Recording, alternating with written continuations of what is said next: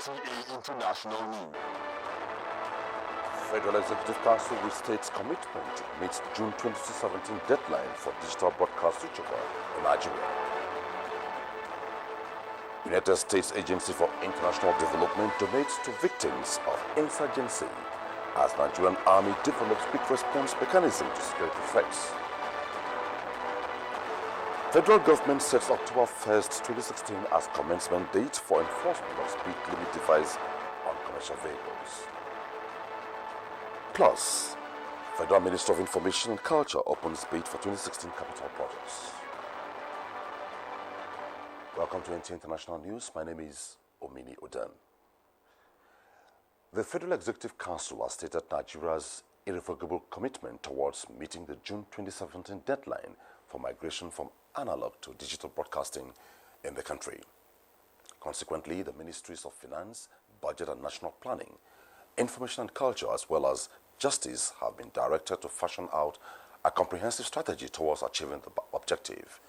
Minister of Information and Culture, Lai Mohammed, announced this while briefing newsmen on the outcome of the Council's meeting. State House correspondent Adamu Sambo has the report.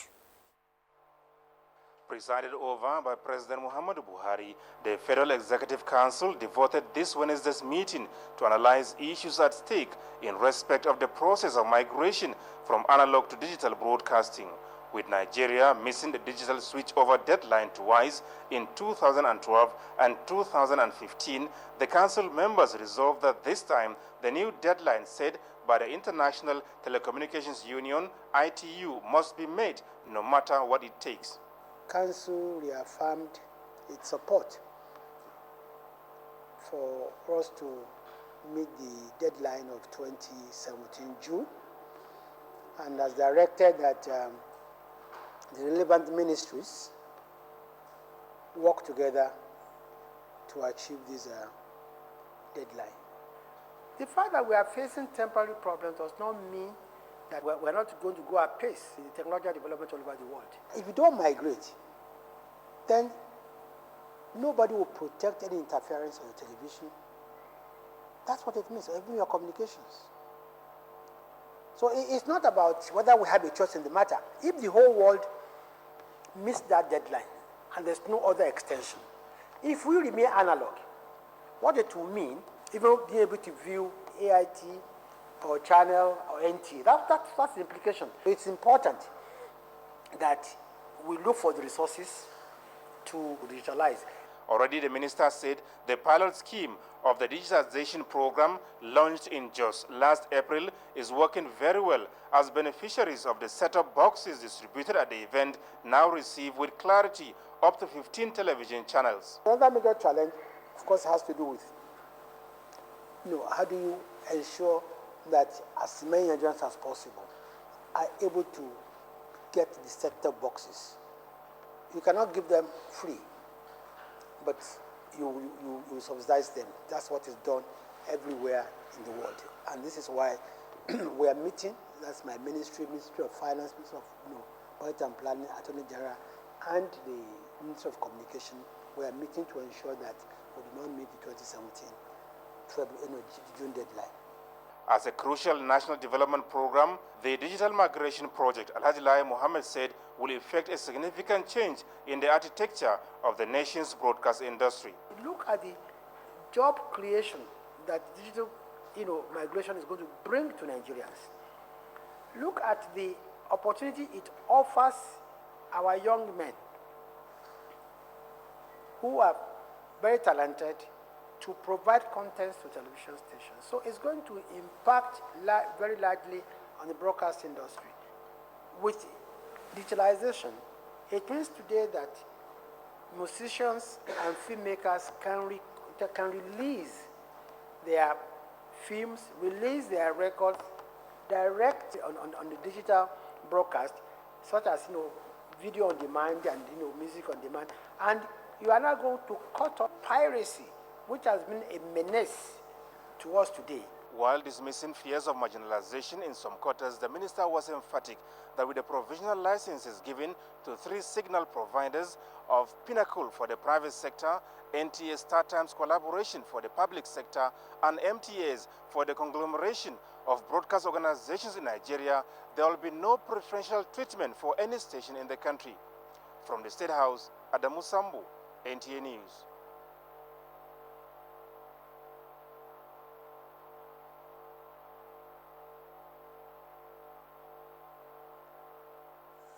Four new special advisors and a permanent secretary have been formally sworn in by President Muhammadu Buhari in a deliberate effort at giving more impetus to the machinery of government for effective service delivery. State House correspondent Adamu Sambo reports that the appointees took their oath of office at a brief ceremony that preceded the Federal Executive Council. The four special advisors that were inaugurated include Mrs. Mariam Uwais on social investment, Senator Babafemi Ojudu, political matters, Tijani Abdullahi, planning, and Dr. Adeyemi Dipolu, economic matters. Apart from Tijani Abdullahi, who will operate from the Ministry of Budget and National Planning, all the other presidential aides were deployed to the office of the Vice President.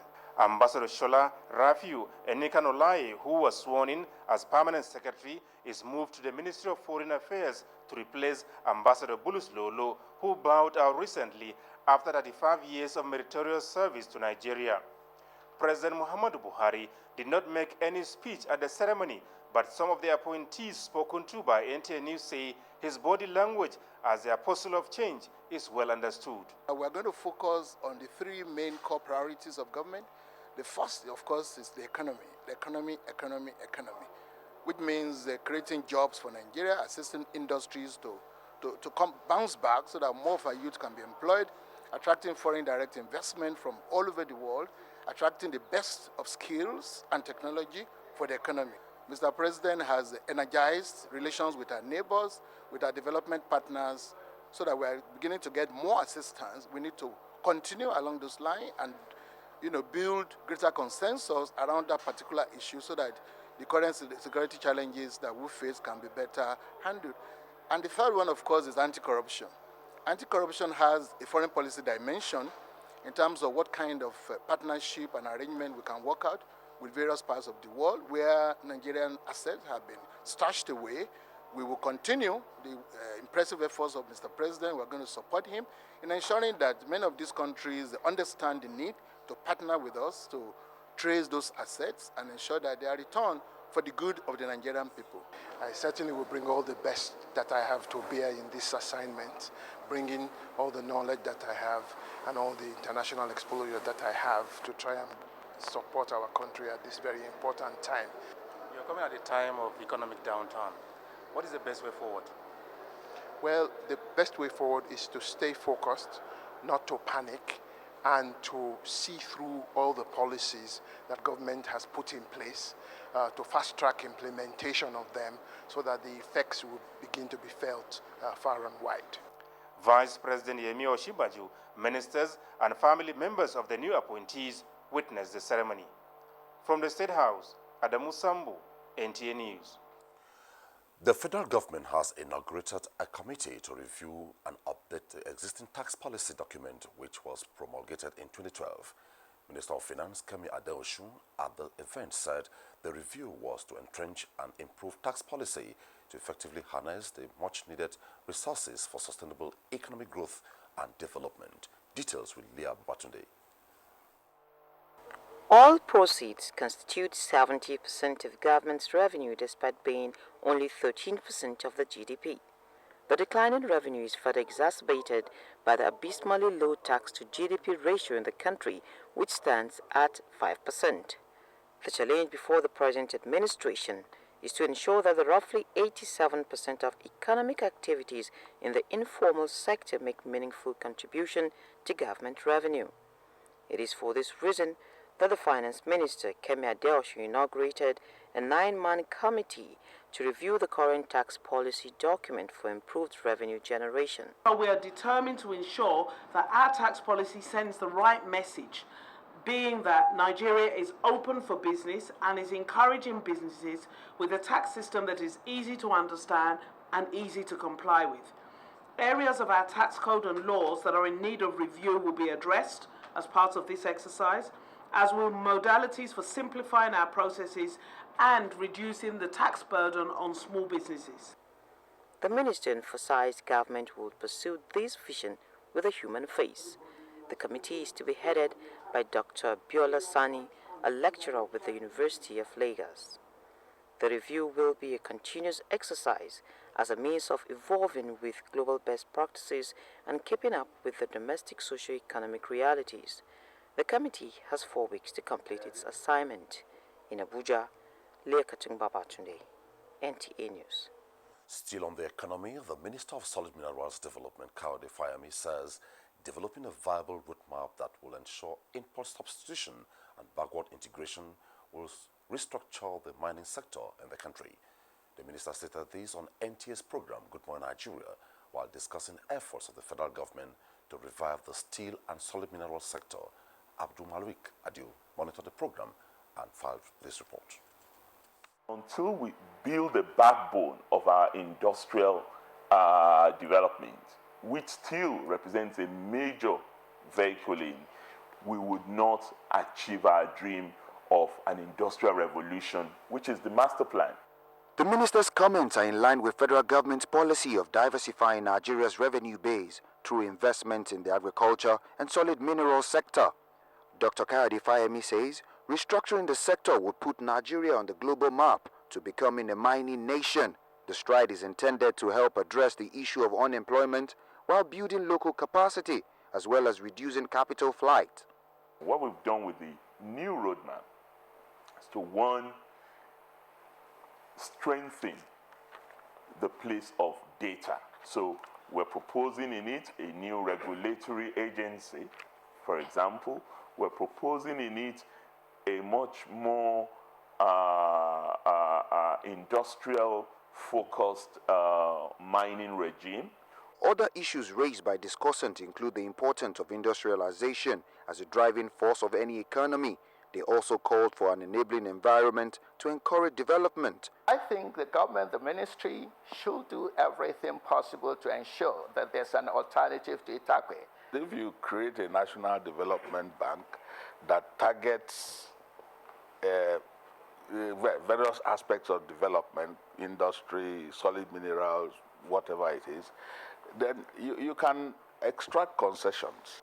They also stressed the need for proper reorientation and synergy between the federal government, the state, and the host communities in tackling illegal mining in the country.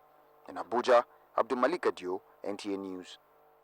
The Federal Minister of Information and Culture has opened bid for 2016 capital projects.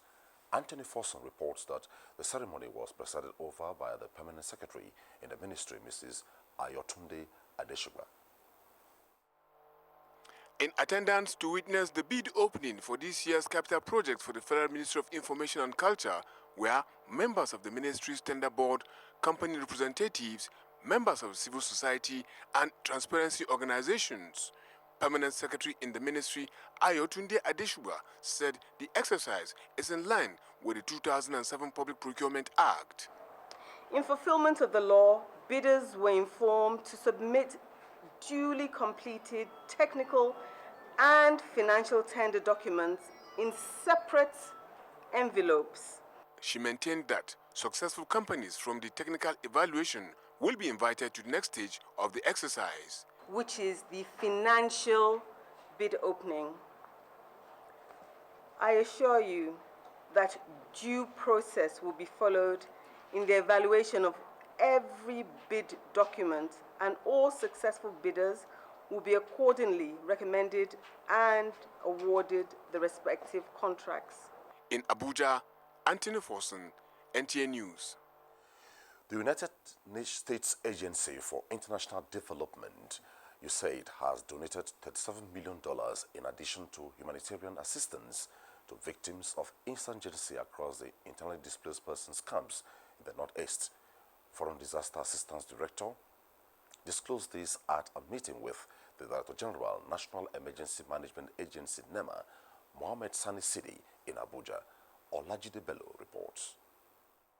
As normalcy gradually returns in the Northeast through combined efforts of the armed forces and other security agencies, the over 2.1 million internally displaced persons have been receiving humanitarian assistance from the federal and state governments, including international donor agencies, in providing for their basic needs. In furtherance of this, the United States Agency for International Development announced additional donation of $37 million to victims of insurgency in the Northeast. It is very urgent, in our view, that the international community step up more, provide additional support, and work closely with the government of Nigeria and the government in Borno State to address this very, very dire situation.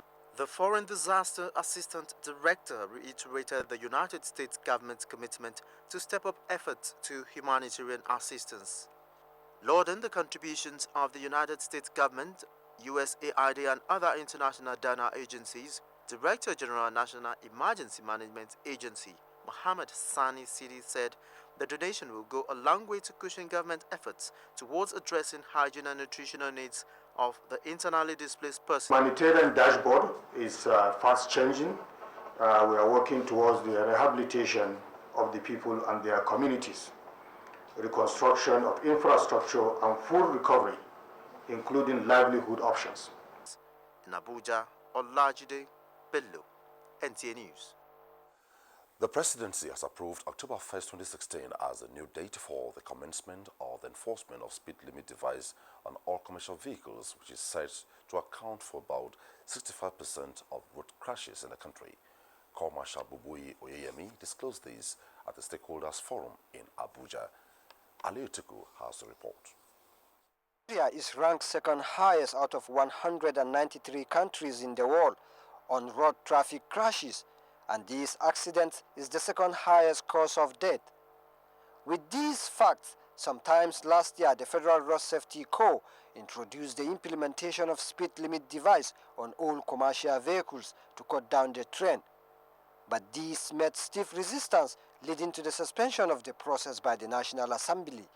After a thorough explanation and understanding, the National Assembly have become a leading stakeholder in ensuring that the program of speed limiting in this country has come to stay.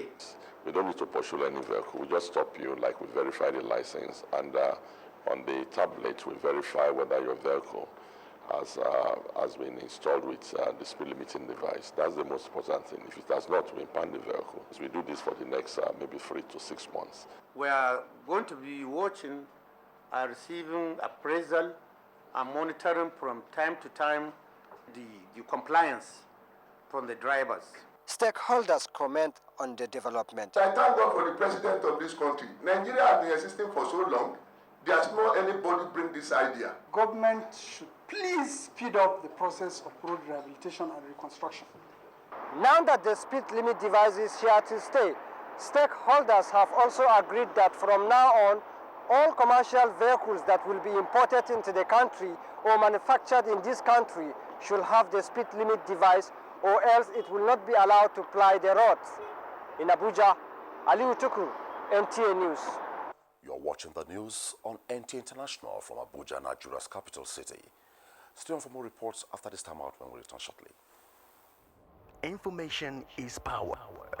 Everyone wants power. So feel powerful with the NTA News mobile app, the one-stop information center. Real news at your fingertip.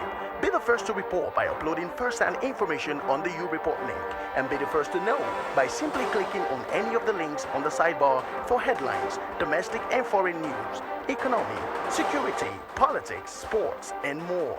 Stream live on your smartphone and tablets and stay connected. It's pretty easy. Simply download NTA News app from your Google Play Store and you're good to go. NTA News mobile app, your access to real-time information. NTA International News. Africa as it is. Staying with us, President Muhammadu Buhari has approved the appointment of Dr. Seyabo Enetimi Ida as the new rector of the Federal Polytechnic, Ekowe, Bayelsa State. The appointment, which takes effect from the 27th of last month, has a first term of 4 years, subject to renewal for a second term. A statement from the Federal Ministry of Education says until his appointment, 45-year-old Dr. Ida was a lecturer in the Department of Biological Sciences of the Niger Delta University, Bayelsa State, and holds a Bachelor of Science degree in Applied Biology from the Rivers State University of Science and Technology, Port Harcourt, as well as a master's degree and doctorate degree from the same university. It's time for business, and Chiazalam Ekie is our guide. Many thanks for joining us. We begin the segment by informing you that OPEC has upgraded its forecast for oil demand growth in 2016. In its August report, OPEC forecast demand growth of 1.22 million barrels a day was 30,000 barrels higher than the forecast in July. The new forecast now puts global oil demand in 2016 at 94.26 million barrels per day. OPEC, which represents 14 major oil-producing countries, attributed the upgrade to better performance and held its outlook oil demand growth for 2017 unchanged. And to the money markets, Nigeria's central bank has intervened on the interbank foreign exchange markets on Tuesday to help support the naira after it hit an all-time low of 350 naira to the dollar. The naira has been under pressure since the central bank floated the currency in June to allow it trade freely on the interbank markets. The local currency, which had remained unchanged for 2 days at the parallel market, now trades at 394 naira to the dollar. And let's find out how the equities market fared at the end of today's trading.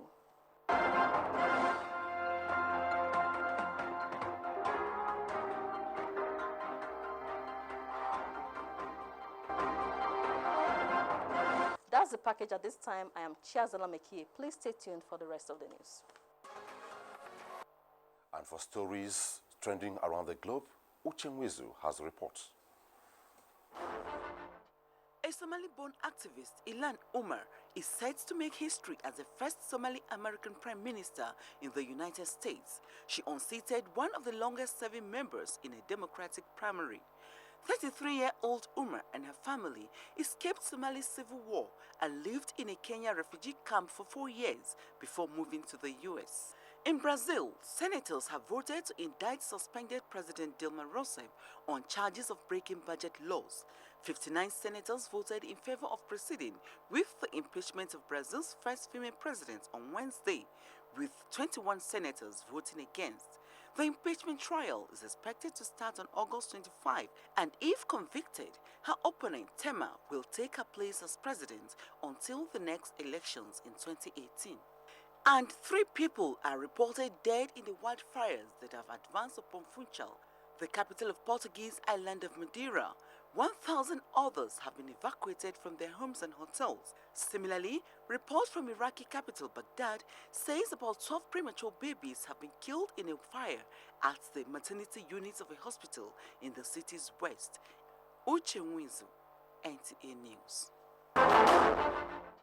And from our sports desk, Haruna Kadiri, proud of 2016 Rio Olympics achievement.